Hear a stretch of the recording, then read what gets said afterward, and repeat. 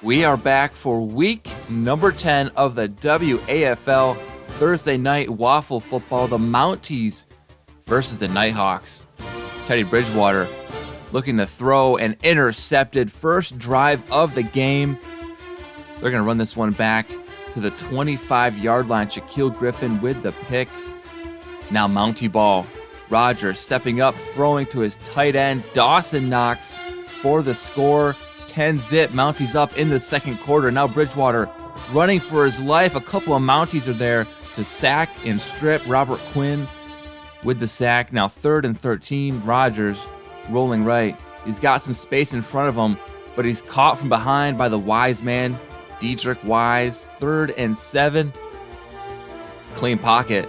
Rogers is going up top. Terry McLaurin beats the defense and lays out for that one. Great catch, great throw. In the red zone now. Rogers throwing back to the tight end. Knox, 2 touchdowns. Launches that ball out of here, 17-3. Now the Mounties getting the run game going. Kareem Hunt with just a massive stiff arm. Get off me. Now they're 3rd and goal. Play action. Rogers takes a big hit. So they're going to settle for the field goal. 20-3. The Nighthawks come back. Amon-Ra St. Brown with the catch. Field goal. It's up. And doink off the crossbar. Not looking good for the Nighthawks. Near the end of the 3rd quarter, Rogers is going back to his tight end once more. Dawson Knox 3 touchdowns.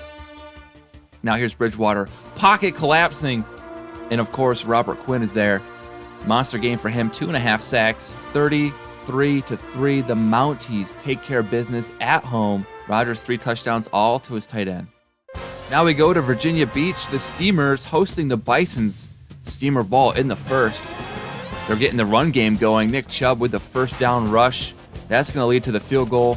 Then in the second, Chubb again burns a man around the corner and then shrugs another one off him. Closer look, stiff arms are working today. 3rd and 9, Bison ball. Jameis Winston with a shot downfield, and that looked like it was out of bounds, but Darius Slayton hauls it in. Winston rolling left, throwing to the end zone. Nearly caught. That's dropped by Josh Oliver. He's had some drops before, so they'll settle for a field goal. We're tied at 3. Burrow, he's intercepted. Bison's defense stepping up. Julius Brents with the pick. Looking for Hopkins. Got Brents. Now Winston. Red zone. Darius Slayton is back. Another tough grab sliding in the end zone. Bison lead 10-3. Winston, he's got wheels. He's taking off, but he fumbles. Fumbled last week. Steamers pick it up. They'll get some points out of it. 10-6 now. Bison's in the 4th. Winston fires. Intercepted. So Steamers going to have excellent field position. James Bradbury with the pick. Burrow, screen pass to Chubb. He's going to rumble ahead inside the 10-yard line. Steamers with a chance to take the lead in the 4th. But pass drop. They'll settle for another field goal. They're down 1 with 2 minutes to go. Steamer defense can't stop Dalvin Cook. The Bisons with a minute to go. Winston, he throws to the left side of the end zone, and Paris Campbell is there to haul it in. Bison's up 8, 17-9. But Burrow and the Steamers, they're not out of it. Pass complete to Dulcich. Time ticking down. We have 1 second left in this game. We need a Hail Mary, but instead the pass goes towards the sideline. Hopkins hauls it in. Bisons win 17-9. They'll go to 7-3 on the year. Next we go to St. Louis, the Riverhogs versus the Austin Armadillos. 3rd and 11. Deshaun Watson looking for DK Metcalf, but instead he gets an interception. Byron Jones for the Armadillos comes up with it, just steps right in front. They'll wind up with the field goal. Low-scoring first half, 3-3 in the 3rd. Now it's Armadillos' ball. Jared Goff, play action pass, finds his receiver, Deontay Johnson, for the first down. Very next play, they're going to hand it off to Breece Hall. He's been good all year, but he coughs it up. Riverhogs jump on it, but the refs say, hold on, wait a minute. Knee down, Armadillos' second chance. They're going to get some points through the kicker. Field goal game now in the 4th. Deshaun Watson, all day to throw. Throws jump ball in the end zone. Joshua Palmer, great catch to bring it in. 10-6. The Hogs back in the red zone, and it's Watson to Cortland Sutton. Another touchdown catch, 17-6.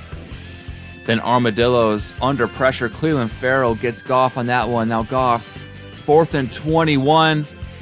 Needed a miracle, couldn't find a receiver. 20-6, the Riverhogs run away with it in the second half. Watson, 2 touchdowns, Goff, 0. Now in San Antonio, we have Dreadnoughts versus Bulls. Bulls ball, Tua play action. Throwing to wide open receiver, Garrett Wilson takes him down to the 1. Now at the 4, 3rd and goal, Tua, he's got legs in wide open spaces. That's a touchdown on the ground. 7-0 Bulls.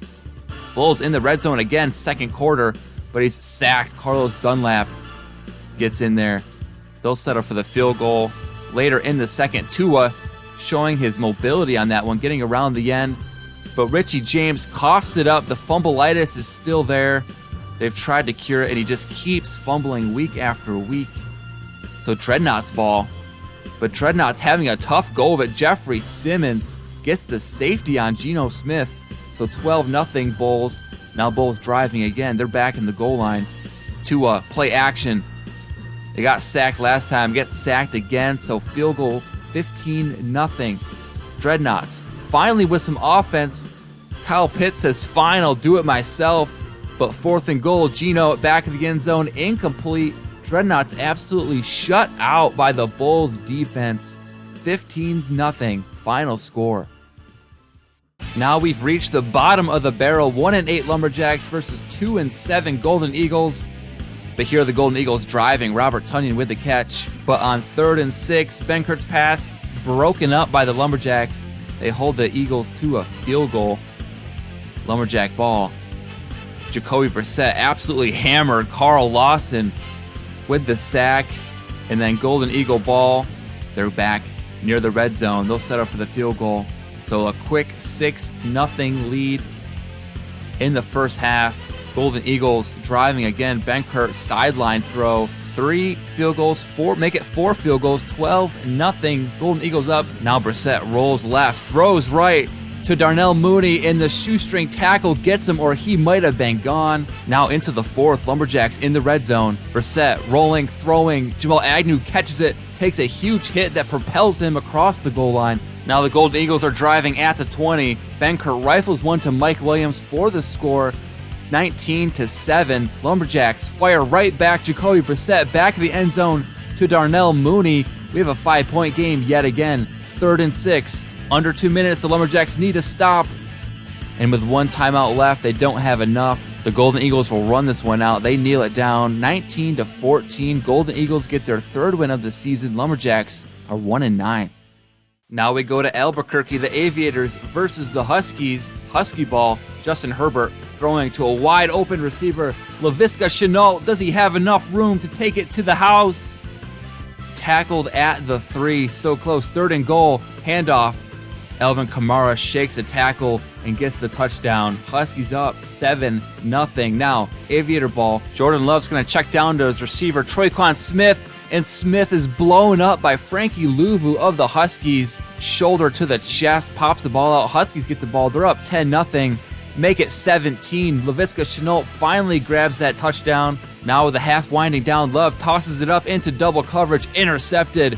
Kevin Byard goes up and plucks it away from Jamar Chase. So now in the 3rd, Love throwing again, getting intercepted again. This time it's Stephon Gilmore, and he's going to bring it back to the house. Huskies with a commanding lead, and they're back in the goal line from the 1. Elvin Kamara gets through for the score, 31-0. Then in the 4th, he goes up and over Kamara, 3 rushing touchdowns. This one with style, helicopters in. 38-0 is the final. Huskies absolutely run away with this thing. Herbert finishes with 300 compared to Love's 95. Now to Omaha, the Antlers versus the Blues. Antler ball in the 1st. Handoff up the gut. Josh Jacobs with a move gets the 1st down and more. They're driving. 3rd and goal. Read option. Josh Allen now takes this one for the score. The Josh is running wild. 7-0 Blues ball. Russell Wilson throwing it down to his back. Aaron Jones, he's not taken down so easily. 1st and goal. Wilson rolling right. Tucking in running. fooling the defense, tied at 7. But the Antlers, they're back in the red zone. Josh Allen fires right back. Tyler Lockett with the catch. 14-7 Blues. 8 seconds to go before the half, and Aaron Jones catches it out of the backfield for the game-tying score. 14-14, Allen on the move. He's going to keep it himself and go untouched into the end zone. Antlers back up 21-14. Now Russell Wilson under pressure. The Antler defense, Kenneth Murray gets to him. So Antlers get the ball back. Play action. Josh Allen gets hit in the pocket and the ball goes flinging out. So the Blues are going to take over. Now 3rd and 10, play action. Russell Wilson stepping up, firing. Jacoby Myers accelerates to the end zone. Tie game, 1 minute to go. Blues handoff, but the Antler defense stuffs Aaron Jones. Blues will kick a field goal. That's up, that's good. 24-21, less than 10 seconds to go. Josh Allen heaves it for the end zone. The Hail Mary is incomplete. It's batted around, but the refs say, wait a minute, pass interference. So the Antlers ball at the 1. They elect for the kick. They send it into overtime. In OT, both teams punted the ball away, so a field goal will win it. With a minute to go, Russell Wilson dusts off the Mercedes. Mercedes Lewis motors his way down to the 18 for the kicker, Ryan Santoso, straight through the uprights. Blues 27, Antlers 24. Just a monster performance by Wilson, 344 and 2 touchdowns. Blues, they're 8-1. Next up, the Oilers versus the Desperados. Oiler ball in the first. Will Levis throwing to his tight end, Pat Freiermuth. Gets tackled inside the 10. So 1st and goal to 3rd and goal. The pass is just short.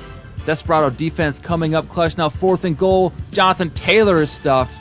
So they'll get nothing out of that drive. Desperado ball. Trey Lance tossing it up. Deebo Samuel comes down with it. Nice over-the-shoulder grab.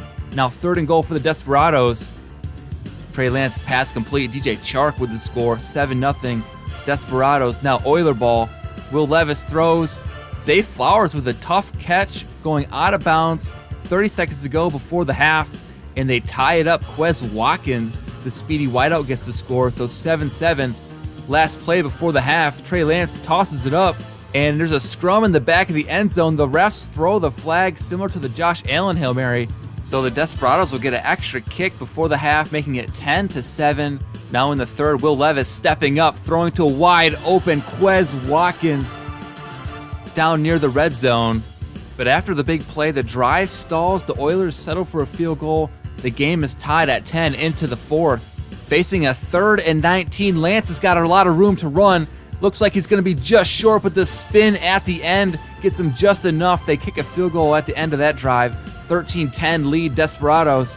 Will Levis trying to make a comeback. 3rd and 5, no good. Desperado ball, they need a stop, and they can't get it. They're going to kneel this one out. Desperados hang on. The bonus 3 at the end of the first half comes back to be the difference. Final score 13-10. Desperados improved now to 5-4. Now to Honolulu we go. Monarchs Wizards. It's a high-scoring shootout. Terrell Huntley to Tyreek Hill gets the Wizards inside the red zone. Now 1st and goal. Huntley throws to his right. Back out of the backfield. Cam Akers with the touchdown. Now Lamonarch Jackson throwing. Jameson Williams, turn around, grab. Nice one for the score, 7-7. There's Jackson again, throwing to his tight end, Kenny Yaboya. Kenny score, he takes a hit, but he gets in the end zone. Monarchs up 20-7 going into the 3rd. Then handoff, Kenneth Walker up the gut. 2-point conversion, no good, so we stay at 26-7. Later in the 3rd, Lamar Jackson, 1st down to Jameis Williams.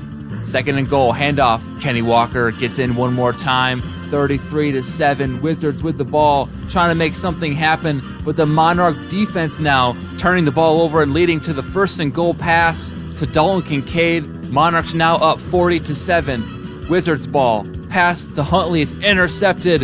Anthony Brown is going to intercept this one and bring it back a ways. Monarchs with another possession. They're going to make use of it.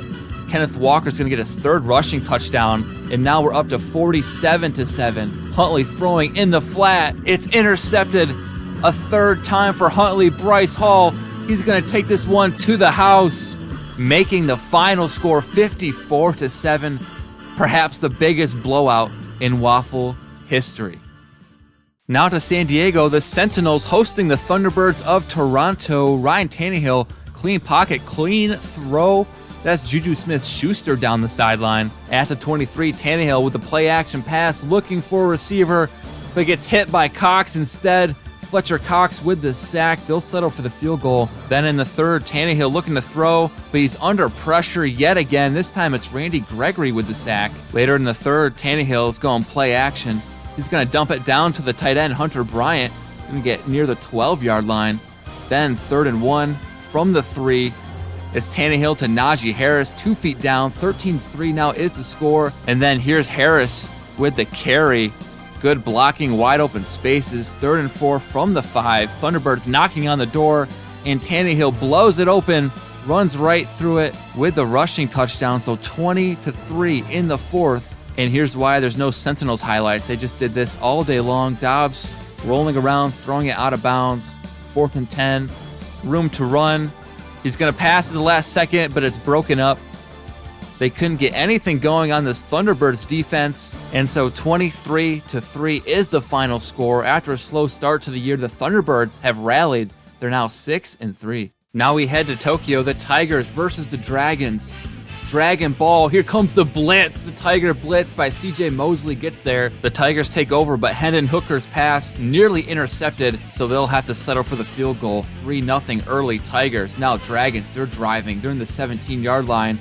Pass complete in the goal line, second quarter. Handoff, Jahmyr Gibbs. So Dragons touchdown gives them the 4-point lead. Now on 3rd and 11, Hooker's back to pass, but he's got Micah Parsons breathing down his neck, causes the fumble.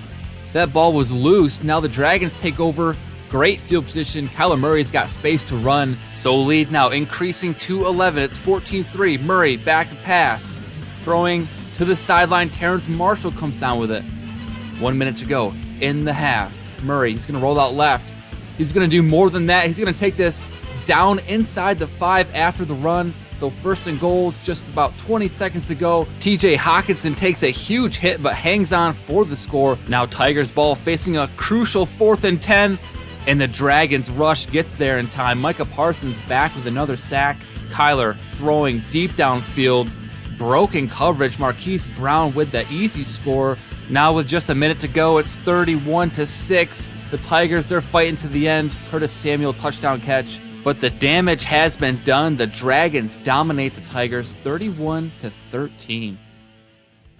Now in Dublin, the Shamrocks versus the Black Knights. Black Knight ball in the first, 3rd and inches, and the safety blitz gets to Dak Prescott. That's Tyrann Mathieu with the sack. Now Shamrocks take over. CJ Stroud back to pass. He finds Dallas Goedert across the middle. Drive ends with a field goal, so Shamrocks go up 3-0. Now 3rd and 8, Black Knights. It's Dak to Jerry Jeudy.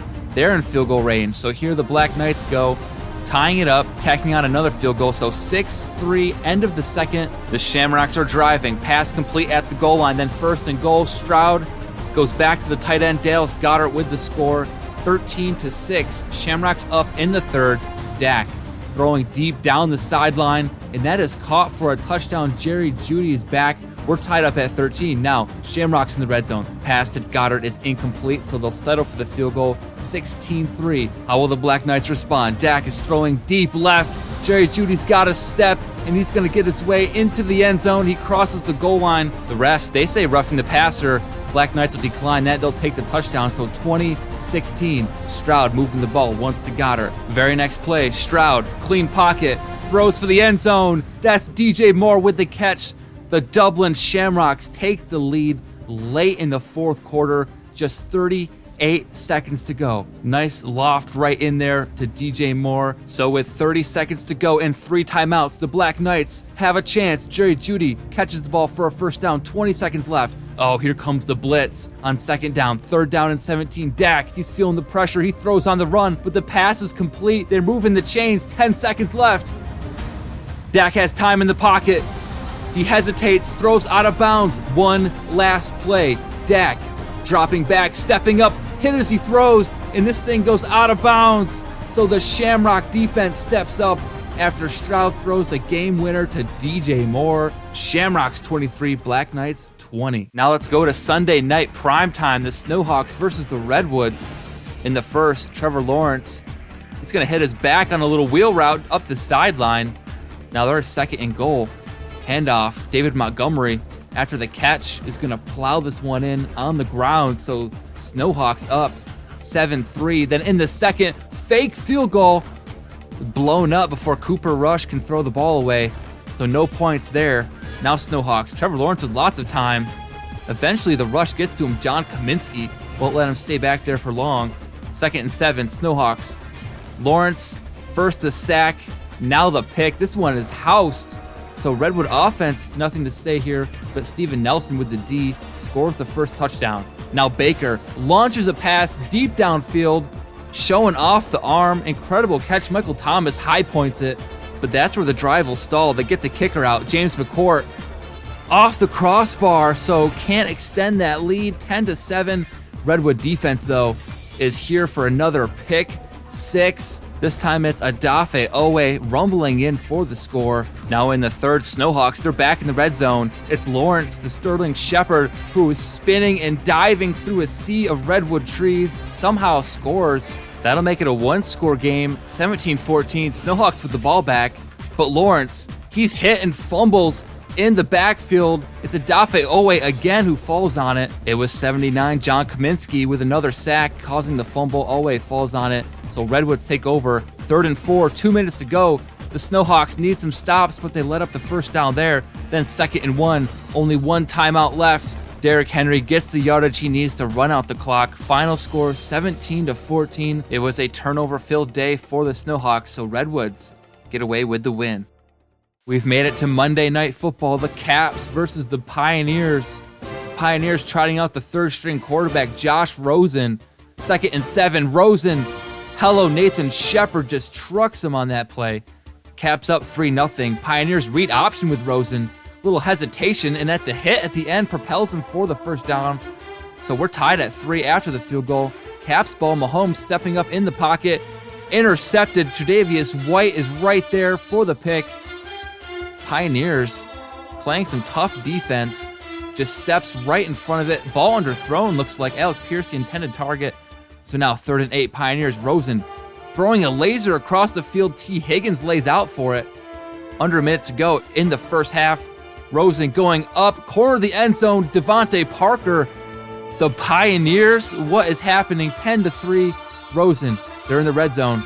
Throwing to his right. Tight end falls down at the 1. And then handoff up the gut. Javonte Williams dives in for the score. Pioneers are up big, 17-3. So Caps, they're going to the ground game. Brian Robinson, he's not brought down so easily. He rumbles ahead.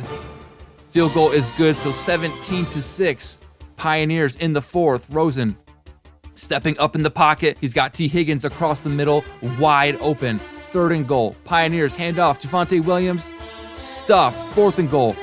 They're going for it. No field goal. It's blown up in his face. So Portland's coming away with nothing after a Caps goal line stand. The Caps are still alive in this game. So with 3 minutes to go, what can Mahomes do?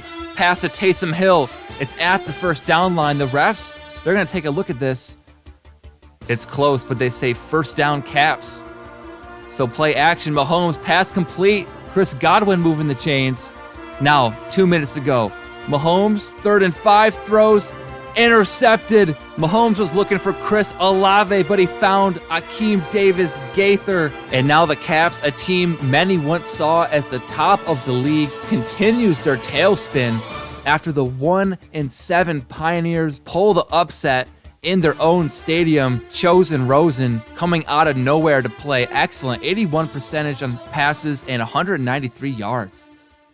So with Week 10 in the books, let's recap with some of our fantastic performances. The Monarchs get 2, the Blues get 2. Lamar Jackson over 300 yards, only 4 incompletions, 3 passing touchdowns. Amazing job. Bryce Hall, 3 tackles, 3 picks. One of them ran to the house for a touchdown. And then on the AFC side, Russell Wilson hustling and bustling his way for 344, 2 passing touchdowns, and then he ran for 1 as well. Greg Rousseau on defense, 6 tackles, 3 sacks, 1 forced fumble. The Blues were definitely playing like a team that's 8-1. Speaking of the Memphis Blues, their 8-1 record is good enough for best in the entire WAFL, but nipping at their heels are the Mounties 8-2, Elks, Condors, Shamrocks all 7-2, and the Bisons 7-3. Now from top of the league to the bottom, the Lumberjacks ranked 32nd in the entire WAFL, and after winning week 1 against the Desperados, they have lost 9 straight games, and currently no other team comes close. The Black Knights and the Armadillos are on a 3-game losing streak. All right, now it's standings time. Let's go to the top teams in the AFC. The AFC North, full control by the Blues. Riverhogs in a close second.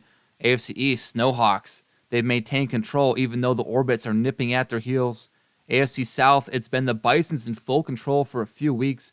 They're 7-3. The next closest team doesn't even have a winning record. That's Armadillos and the Dreadnoughts. And then finally in the West, same thing could be said with the Condors. The Sentinels have been falling off after a few losses. In the NFC, the Mounties still lead the North. Shamrocks atop the East, they're starting to pull away a little bit. The West, the Elks, they're on top with a comfortable lead. And the Desperados in the South, it's still kind of close. Even with the Golden Eagles winning, everyone's in within a game or two. We'll see how that one wraps up. But now let's shift to our playoff rankings in the AFC. Last week, we had Blues, Condors, Snowhawks, Bisons top 4. There's been a change in week 10 with the Bisons winning and the Snowhawks losing. The seeding has changed a bit. The Bisons now at 7-3. Kind of a surprising rise through the ranks they've made the past few weeks. Then Riverhogs, Orbits, and we have a new 7th seed. The Sentinels are out. The Antlers are in. Then on the international side in week 10, we see the Mounties bump up from 2-1 after their win. Elks, they stay the same record-wise, but for now they slot down at the 2 seed after the bye week. Then Shamrocks, Desperados, and Thunderbirds all stay the same at 3, 4, and 5. Then at 6 and 7, the Voyagers, they're bumping up from last week. Huskies, they're coming into the playoff picture with the Black Knights falling out of the race for now after the loss. So when we put it all together, what would a playoffs in the WAFL look like if it started right now? The Blues and the Mounties, well, they'd get a first-round bye. And then our first-round games in the AFC, Condors versus Antlers, Bison Orbits, and Snowhawks versus Riverhogs. Then if we're looking at the NFC, the Elks would take on the surging Huskies, 0-3 to 5-4 in the playoffs. Then Snowhawks, Voyagers, rival divisional matchup right there, Desperados, Thunderbirds to round it out. And under the current standings with the Antlers and the Huskies sneaking into that 7th seed, that makes both the AFC and NFC have 3 teams each from their northern divisions. And now let's take a sneak peek at week 11's slate of games. Monday night, Paris Voyagers, Sacramento Condors. Should be an interesting one. A lot of divisional battles. London versus London, the rematch. Last time it was the Black Knights